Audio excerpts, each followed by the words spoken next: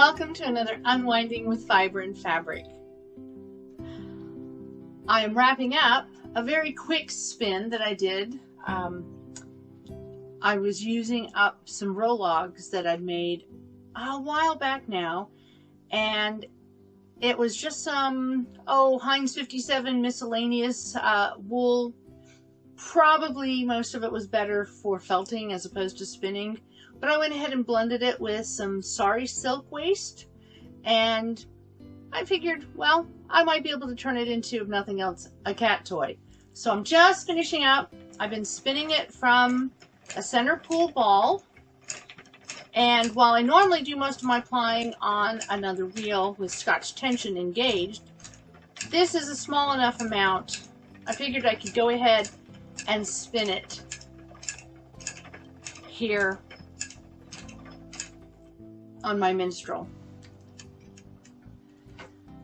Well, now that I have that little spin done, I wanted to take a few moments and talk about some interesting exploration in fibers that I've done over the last couple years. I had an idea about the time I was actually making the Rologs for this. I had an idea.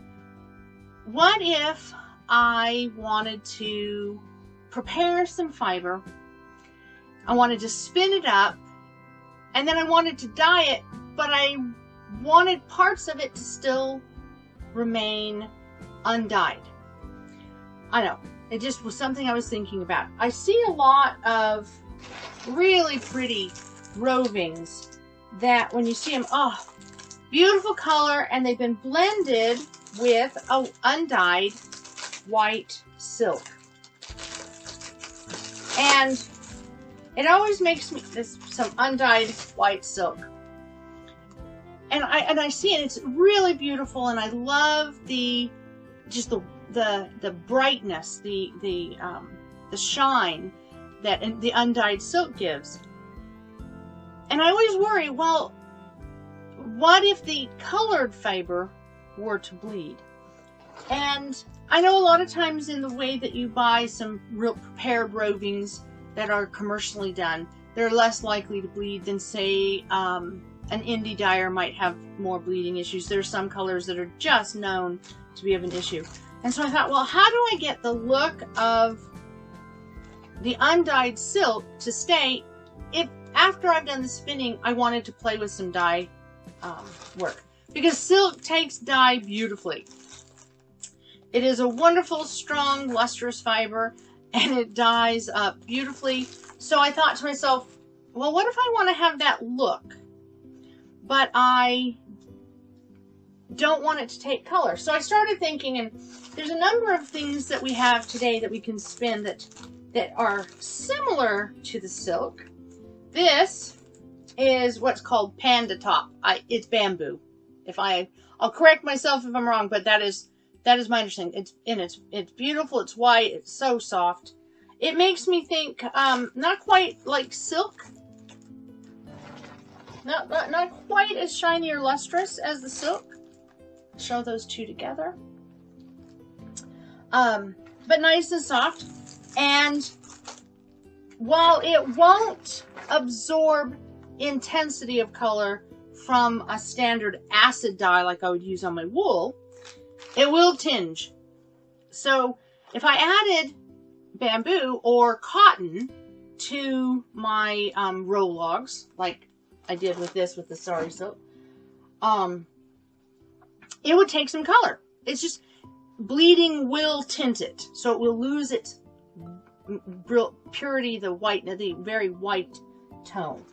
So then I thought, okay, well, there's this stuff that's called faux cashmere. I don't know where the end is. There's the end. Okay.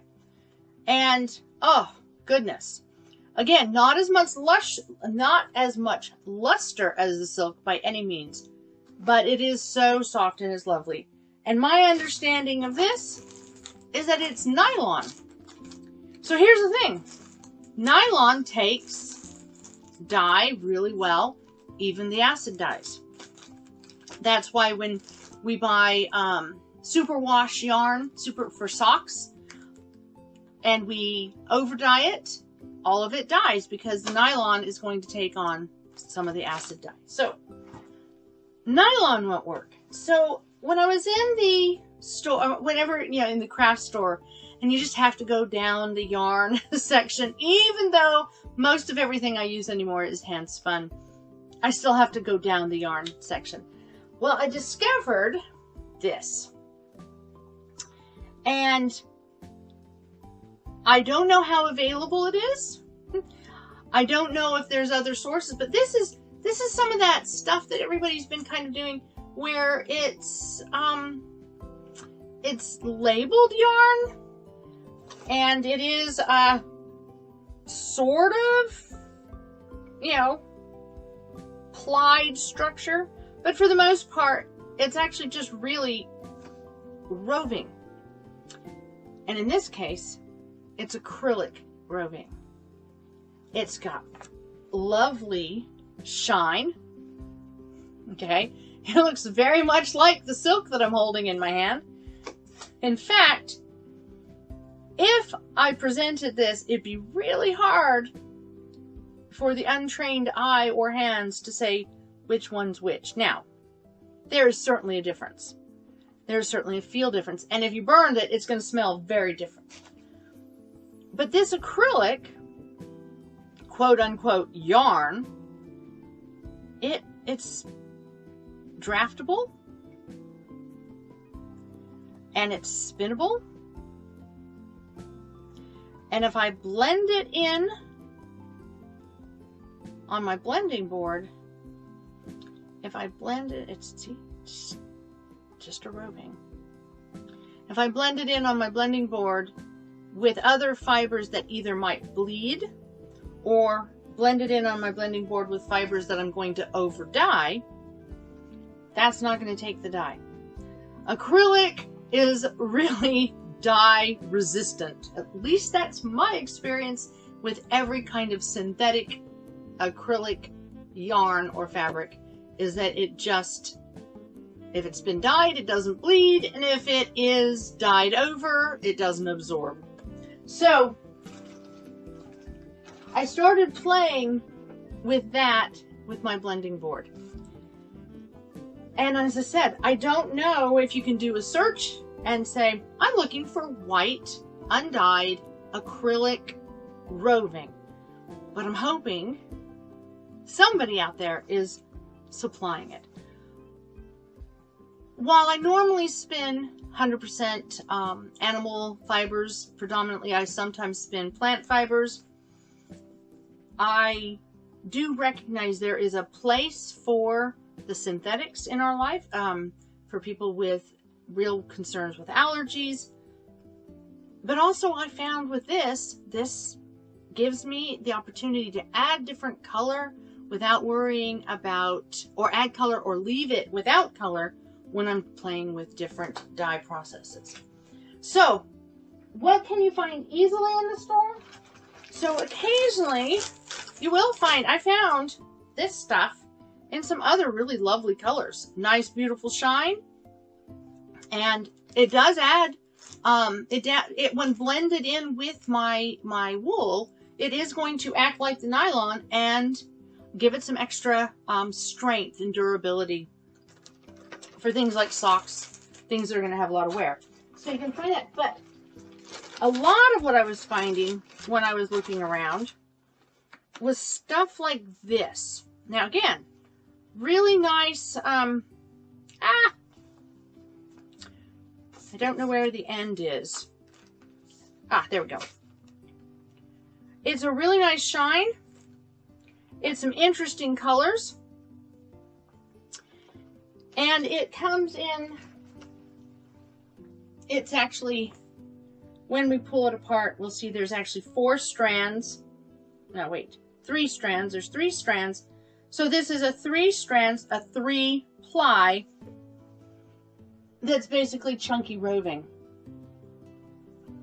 Let's see if I can, there we go. Okay. Now, when working with this, and I have another skein, I guess you could say, of this type of thing. that I've spun. What I do is you can cut off. There's nothing saying you can't just, you can just come in and cut off, snip, which I probably should have done, because I don't have scissors in this room with me. But I separate the strands. So when you're working with this, cut off a section that is somewhere between 12 and 24 inches, an arm's length. Anything longer than that can become really problematic when you yeah, see, that just does not want to, that's some serious, doesn't want to, there we go, want to come apart. Got to thin it out, and then I can break it. I prefer not to have cut ends because it does make it easier to get it all to mesh together if I have ragged edges rather than, and wow, but I think this is something that I would cut in the future. Well, that's hard on the hands. So, all right, so a strand about like this, because you can easily pull apart the 3 sections. If you go too long, it's going to be harder to separate it without them getting tangled, because they want to twist tighter as you get to the end. But once you've pulled them apart, what you have here is not a whole lot different than a pencil roving. And you could do it in a blending board, you could card it, or you can just draft and spin it as you would any other roving. Now, here's the thing. If you are not accustomed to spinning really silky, fine fiber like silk, this is probably going to be easier to use if you do card it ahead of time. This is much like a silk top. All the fibers are lined up in a worsted, everything's lined up together, and it is slippery. So when spinning it, you're going to want to, you know, kind of same kind of technique. I'm going to go ahead,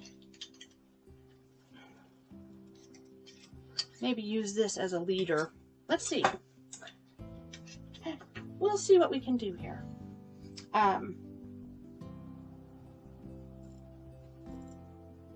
And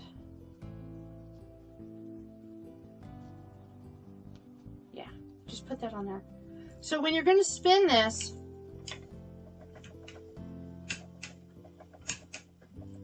it does draft nicely. It helps if you actually get the yarn on your wheel properly. Oh my goodness. See, no matter how long you've been spinning, you can always have those moments that you're like, wait a minute, this is not what I wanted it to do. And I have to untwist. So hold on a second, let me get this fixed and I will be right back with you. You know what the easiest way to take care of that mess? I decided I might as well just put a new clean bobbin on the wheel and actually show a quick demonstration as to how this fiber spins. I wasn't sure if I was going to do a demonstration of how it spins. I just wanted to talk about why this acrylic roving sold as yarn could actually be something worth trying. So let's say you're not familiar with spinning silk, but you want to spin silk, but it's a little frustrating for you because it keeps slipping through and it's a lot more expensive than this acrylic yarn. This is a good thing to practice when you're trying to develop the skill to do a slippery fiber. So look at that. It is spinning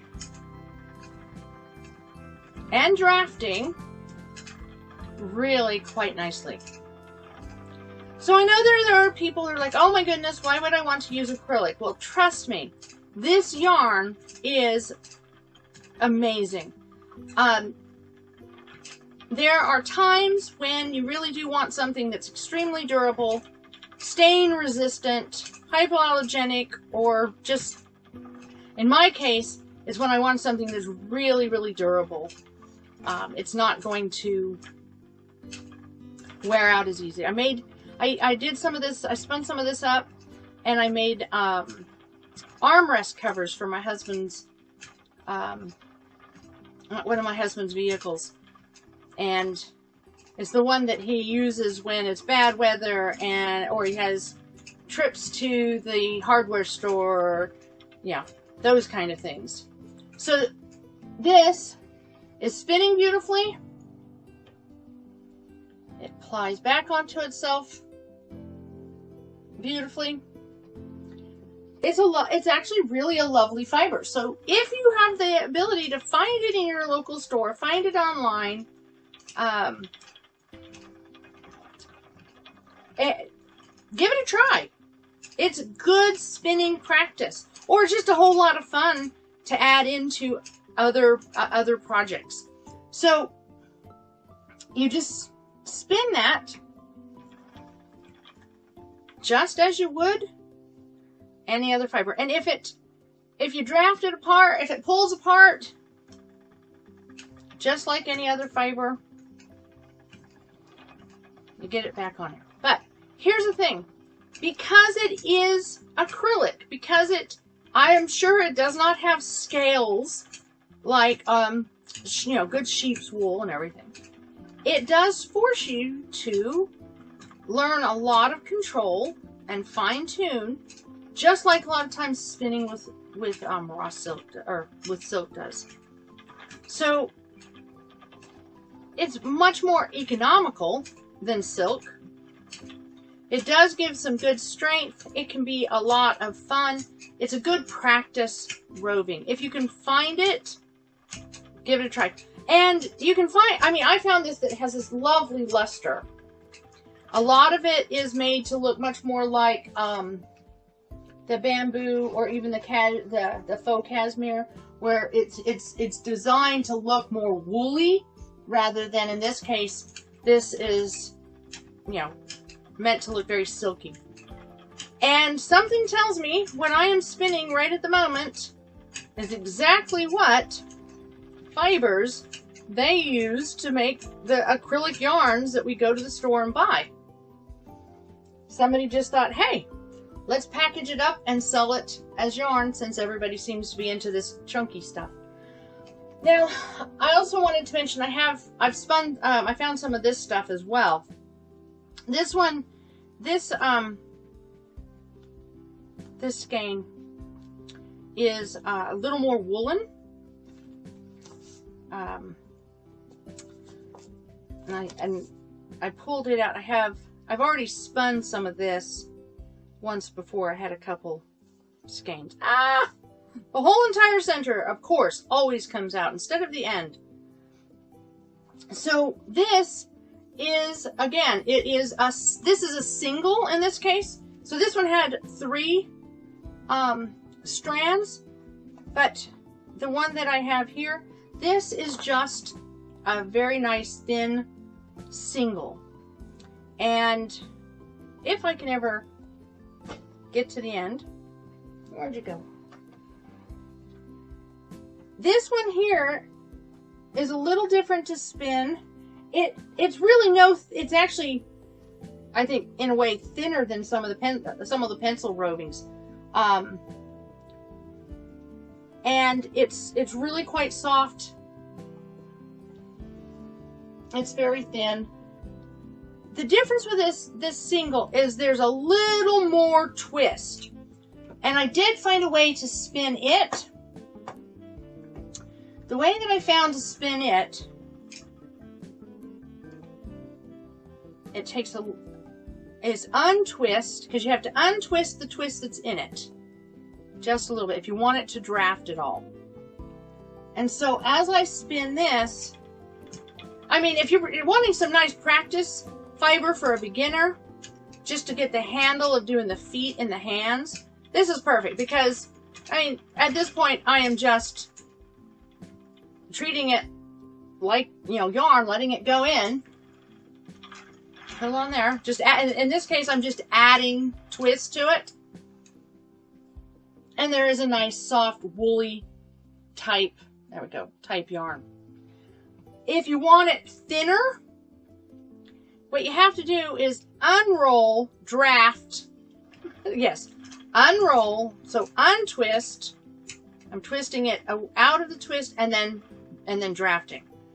I found it to be a little frustrating. So this will either end up getting knit up as it is, or more than likely I will put this aside and have it for future teaching, you know, teaching opportunities. So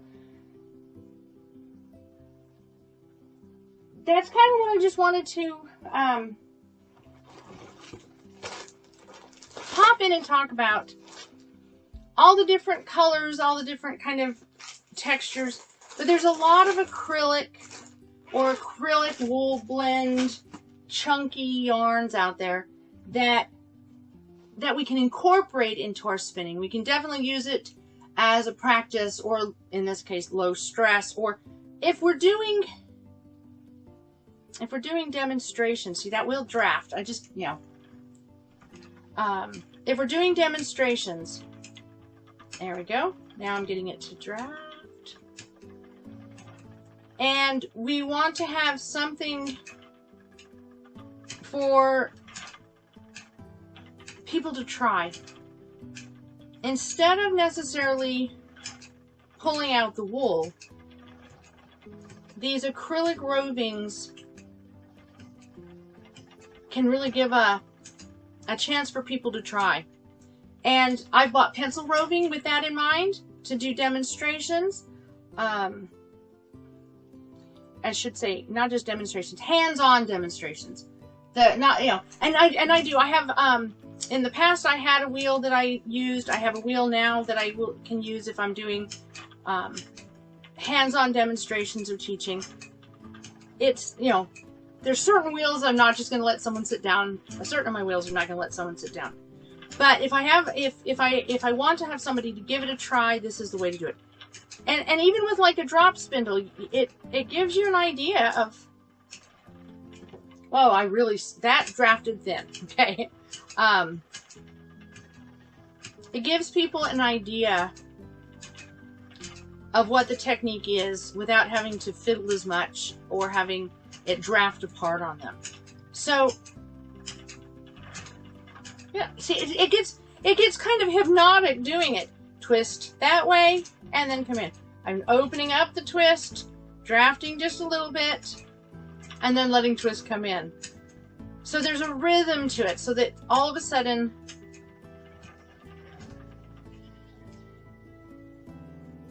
that is what I'm getting versus that. Let me see if I can, you might be able to see there's a difference. So I've thinned it down, and it's really quite soft. It's really quite a lovely feel, and it's a lovely yarn. So that's what I wanted to just come and share. Everything from, we've got, again, to go over, we've got, sorry. I think I'm a little tired today. We have some bamboo, lovely feel to it. We're gonna, because it's a plant fiber, we're gonna treat it much like we treat cotton. We have what's called faux cashmere. This is a nylon, and it blends in beautifully with our sock yarns, our sock wools. We have, of course, the beautiful, wonderful, lustrous silk. And so many different ways we can add that to a project or have it by itself. And then this modern incarnation of yarn. It's not yarn. I know people are using it as yarn, but it is really not yarn. It's roving.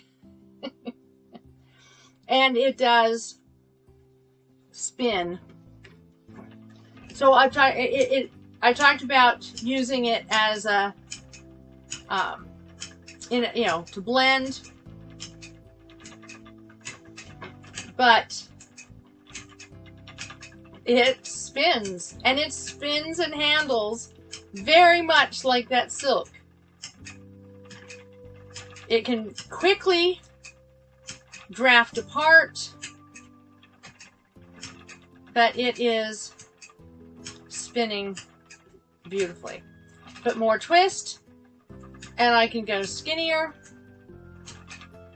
And this is extraordinarily unlikely to take any of the acid dyes that might be on the other fibers you use it with. So, whatever color you choose and how you want to use it, it's going to stay true to that color. So if you can find yourself some acrylic yarn that looks like roving, give it a try.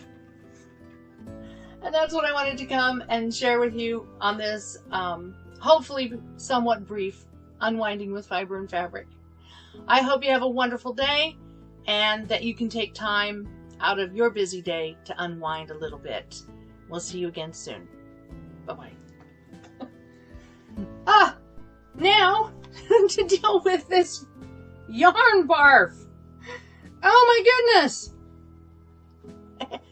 You would just know that, especially on camera.